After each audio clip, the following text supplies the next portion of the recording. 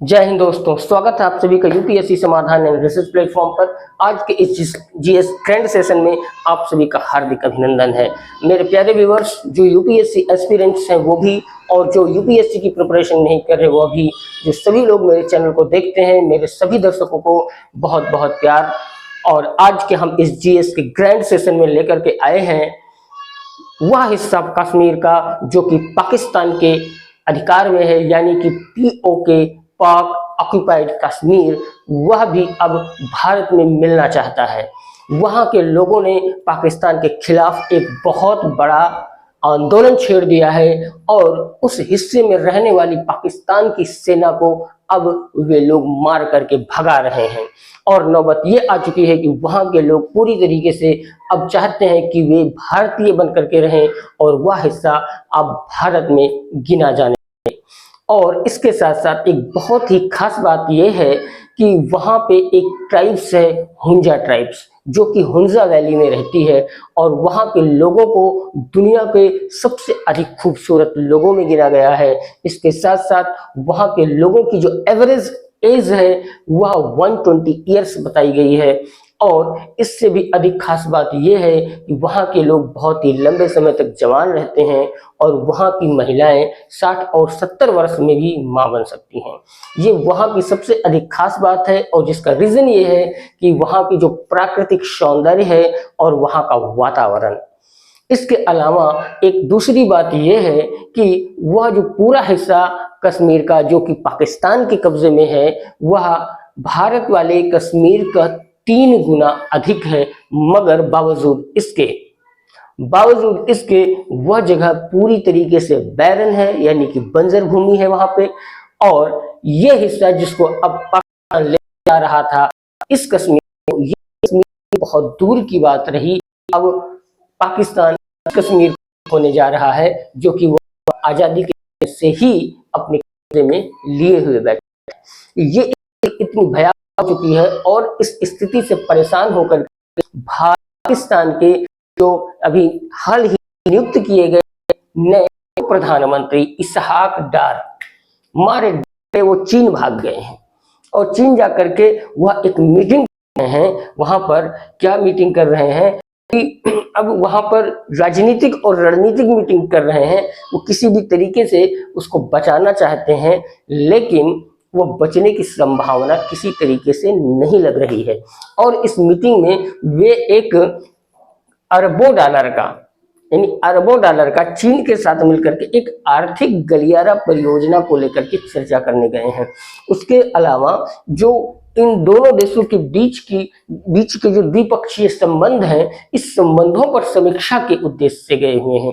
यानी उनको पूरी तरीके से इस बात की आशंका हो चुकी है कि अब वह कश्मीर जो कि पाकिस्तान के हिस्से में है, अब वह भी उनके हाथ से निकल चुका है और बहुत ही जल्द वह दिन अब दूर नहीं जब पीओके पूरी तरीके से भारत के हिस्से में शामिल हो जाएगा।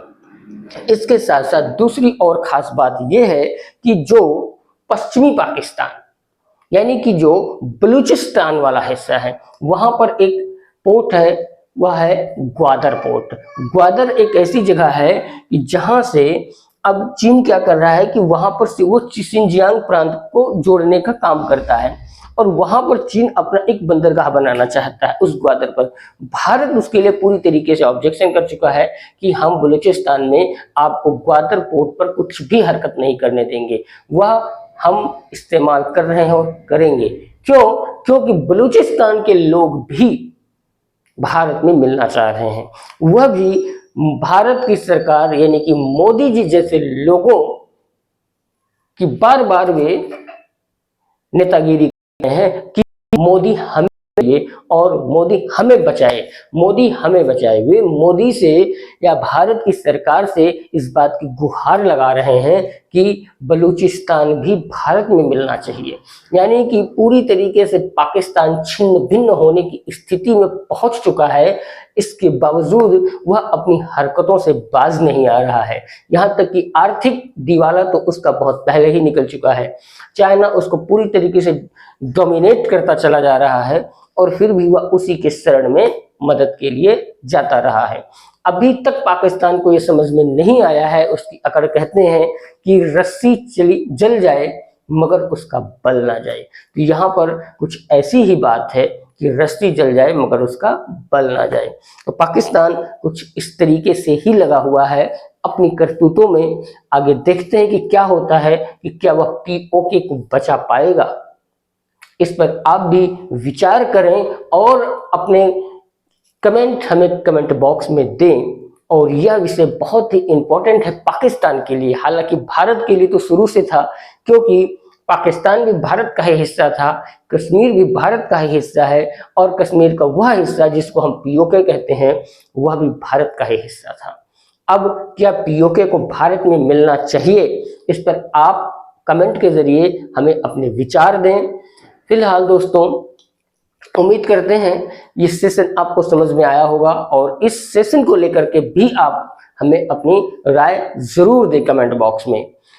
और एक बात अंत में जो आपसे कहना चाहूंगा, जो भी यूपीएससी के एस्पिरेंट हैं उनके लिए ये संदेश है मेरा। ये संदेश क्या है, जो संघर्षों से जूझ रहे हैं और डेमोलाइज हो जा रहे हैं, ये उनके लिए विशेष करके है। वो समझे जिन्होंने कई प्रयास करने के बाद अभी तक यूपीएससी क्लियर नहीं कर पाए हैं, ये उनके लिए है। और ये संदेश क्या है,